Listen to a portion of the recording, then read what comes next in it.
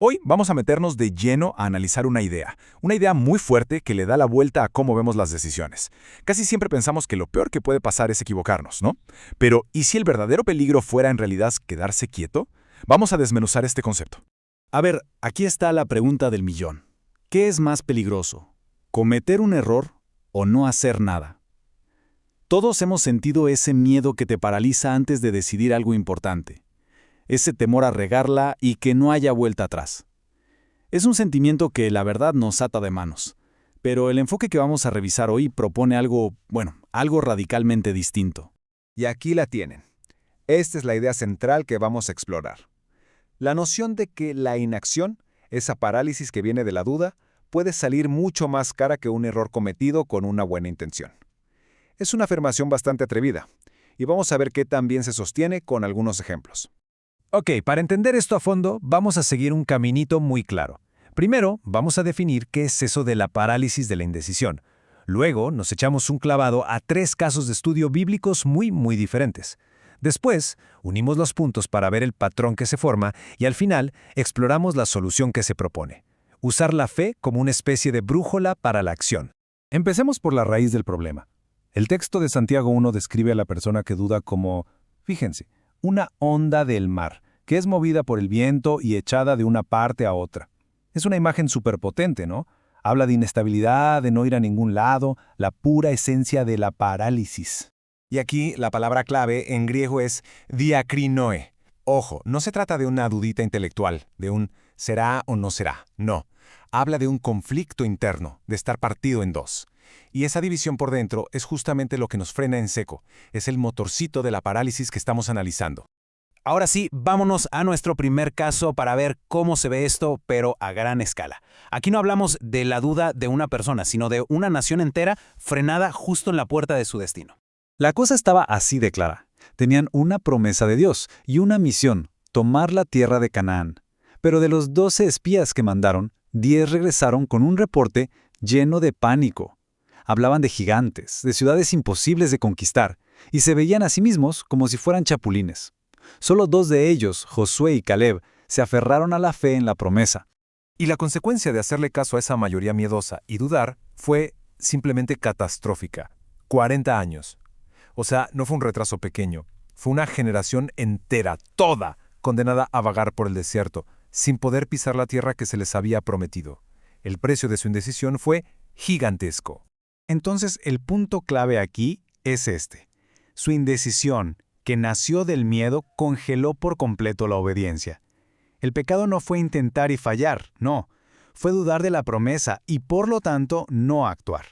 Esto nos deja ver clarísimo cómo la parálisis por miedo puede terminar en la pérdida de una bendición. Bueno, ahora pasemos de un caso colectivo a uno súper personal con nuestro segundo ejemplo. La historia de Jonás es el clásico ejemplo de alguien que no solo duda, sino que de hecho sale corriendo para no cumplir con su responsabilidad. El contraste es brutal. No podría ser más claro. La instrucción fue directa. Ve a Nínive. Y la reacción de Jonás fue igual de directa, pero para el lado contrario. Huir a Tarsis. Su decisión fue básicamente no decidir. Fue escapar. ¿Pero creen que huir le trajo paz? Para nada. Su intento de evadir la misión provocó una tormenta terrible que puso en peligro a todos los del barco. Qué irónico, ¿no? Su inacción lo metió en una trampa todavía peor, el estómago de un pez gigante. Un calvario que fue consecuencia directa de su decisión de no actuar.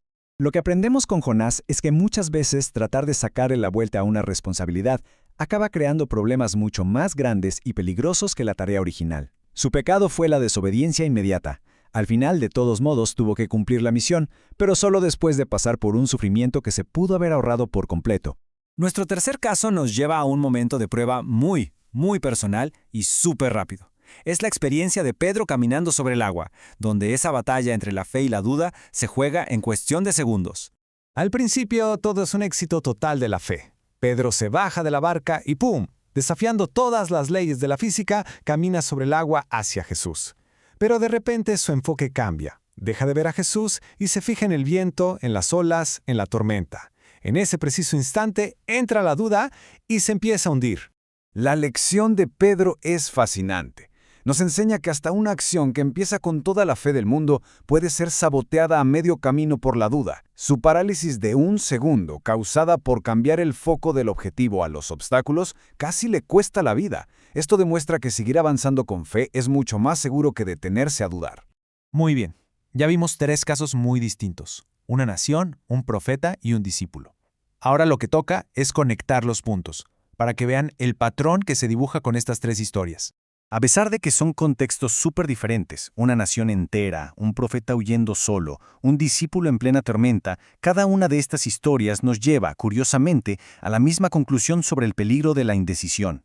A ver, lo realmente poderoso de esta diapositiva es cómo resume todo el argumento de un solo vistazo. Fíjense, en cada caso, la indecisión o la duda activan una consecuencia negativa. Para Israel fue no confiar en la promesa, y el resultado, 40 años perdidos en el desierto. Para Jonás fue huir de su misión, lo que lo llevó directo a una tormenta y a un peligro de muerte. Para Pedro fue dudar mientras ya estaba actuando y casi se ahoga. El patrón es clarísimo, no hay vuelta de hoja. La inacción que nace del miedo es destructiva.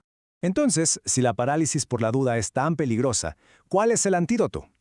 La fuente que analizamos propone que la solución no es tener una certeza absoluta de todo, sino una especie de brújula interna: la fe. Este pasaje de Proverbios nos sugiere que el primer paso para vencer la indecisión no es tener todo claro en la cabeza, sino una confianza de fondo. La acción se vuelve posible no porque veamos el final del camino perfecto, sino porque confiamos en la guía que lo va trazando. Es un cambio de enfoque, de depender de uno mismo a depender de algo más grande. Y esa fe entonces se traduce en valentía, en coraje. Este mandato que le dieron a Josué, quien por cierto fue el que sí metió a la nueva generación a Canaán, es un llamado a la acción deliberada, aún con miedo. No se trata de no tener miedo, sino de decidir actuar a pesar de él. Y esta frase lo resume todo de manera brillante. Actuar por fe significa moverse con base en una convicción, en una confianza, no en la garantía visible de que todo va a salir bien. Es exactamente lo opuesto a la parálisis de Pedro, que se detuvo justo cuando se enfocó en lo que veía: la tormenta. Y así todo este análisis nos deja con una pregunta muy personal y muy fuerte. La próxima vez que estemos en una encrucijada, frente a una decisión que nos intimide, ¿qué va a pasar? ¿Dejaremos que el miedo a los gigantes nos paralice en nuestro propio desierto o actuaremos con la confianza de que es mejor avanzar, aunque sea con errores, que quedarnos parados? La elección al final es de cada quien.